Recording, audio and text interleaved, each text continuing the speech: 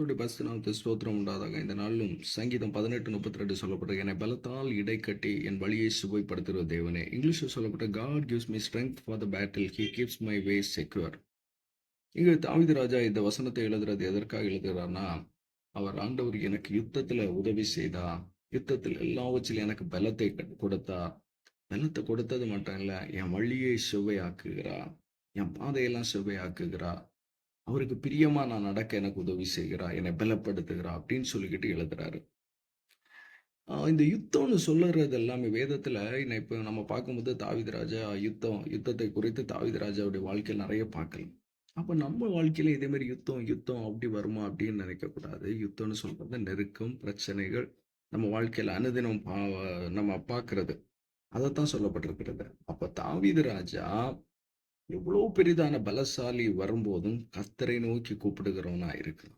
அப்படி இருந்தது நிமித்தமாக அவன் எல்லாவற்றிலும் ஜெயத்தை பெற்றுக் கொள்கிறான். அதனாலதான் அங்க சொல்லப்பட்டிருக்கிறான், என்னை பலப்படுத்துகிறவ கர்த்தர்.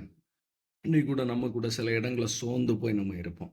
இனி என்னால முடியல, என் மாம்ச முயற்சினால் நான் எவ்வளவோ போராடி பார்த்தேன், ஆனால என்னால இனி முடியாது, இனி அவ்வளவுதான் அப்படின்னு. இந்த இடத்துல தான் சொல்லணும்,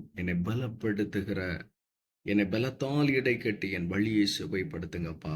என்னை பலத்தால நீங்க இடை கட்டுங்க, என்னை பலத்தால நீங்க இடை கட்டுங்கப்பா. தாவீது ராஜா பலத்தால் இடை கட்டினீரே, அவர் வழியை சுவைப்படுத்தினீரே, என் வழியும் சுவைப்படுத்துங்கப்பா அப்படின்னு. இங்கிலீஷ்ல கூட அங்க தமிழ்ல என்னை பலத்தால் இடை கட்டி அதோட முடிச்சிட்டாங்க. இங்கிலீஷ்ல அழகா சொல்லியிருக்காங்க, God give me strength for the battle. யுத்தம் பிரச்சனைகள் வரும்போது அதுல நான் நிற்கும்படி எனக்கு பலத்தை தாங்க, சோர்ந்து போய் நான் ஒதுங்காதபடி, இனி அவ்வளவுதான், இனி சோர்ந்து போய் இனி என்னால முடியாது அப்படின்னு நான் ஒதுங்காதபடி என்னை எப்பொழுதும் பலப்படுத்துங்கப்பா.